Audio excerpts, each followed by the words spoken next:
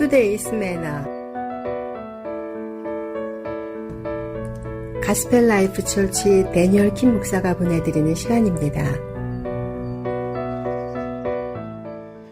Hello to the friends and family of KCBS. My name is Daniel Kim from Gospelife Church, and welcome to today's Manna. I remember sitting down in my pastoral counseling class in the junior year of my college, where the professor asked all the people questions saying, when you think about leader, what is the first thing that you think about? Someone said confidence, and someone said boldness, someone said eloquence, and I remember raising my hand where I said charismatic. And when you think about leadership, just as me and my friends answer those questions, leadership does require a high vision and also a courage. But one of the most underrated qualities in leaders is humility. I remember being in a team meeting where a volunteer quietly suggested a small change in how we schedule our events. And at first I thought it was pretty minor, but then when we actually implemented them, it actually made everything run so much smoother.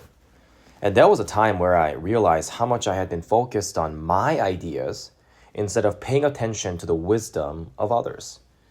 And true leadership often comes from listening and also valuing people above ourselves. And this is what Paul is teaching us in Philippians chapter 2, verse 3 and 4. The verse says this, "Do nothing out of selfish ambition or vain conceit. Rather, in humility, value others above yourselves, not looking to your own interest, but each of you to the interest of the others." When you see this text, you see that Paul is calling the leaders to reject selfish ambition and vanity. Because leadership is not about platform. Leadership is not about your voice being heard. Leadership is not just about being seen, but rather it is about serving others. Humility does not mean thinking less of yourself, but it means thinking of yourself less, prioritizing the needs and growth of others.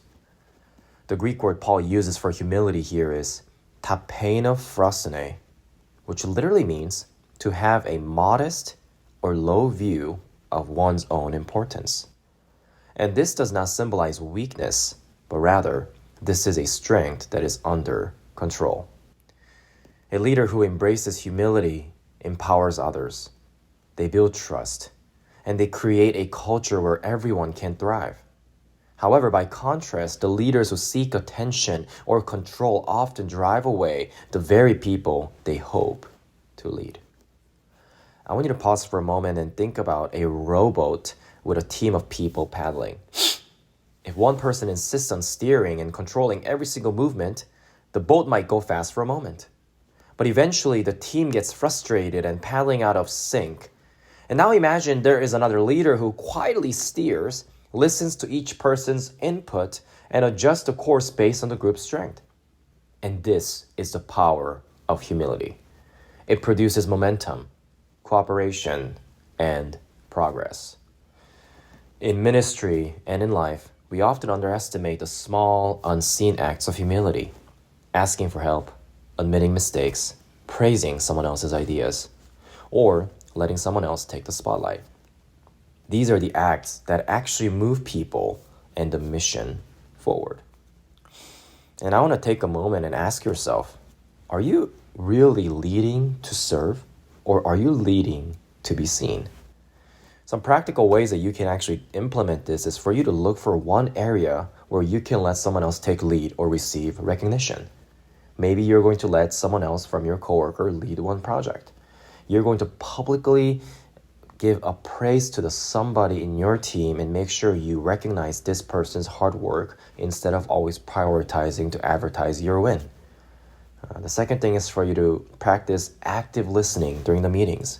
Seek input from quieter voices. And lastly, admit one mistake or shortcoming openly, and you must model vulnerability. Humility sets the tone for your team, and it encourages collaboration, also reduces conflict, and builds a culture of trust. People follow leaders that they respect, not just admire. Humility is not weakness. It is a quiet strength that allows a leader to lift others up. make better decisions, and leave a lasting impact. As Paul mentions, when we value others above ourselves and look out for their interest, we not only honor them, but we become the kind of leaders people actually want to follow. 지금까지 가스펠라이프 처치의 데니얼 킴 목사였습니다. 성경이나 예수 그리스도에 관해서 더 알기를 원하시는 분은 시카고 기독교 방송 전화 847-583 영원 구원으로 연락 바랍니다.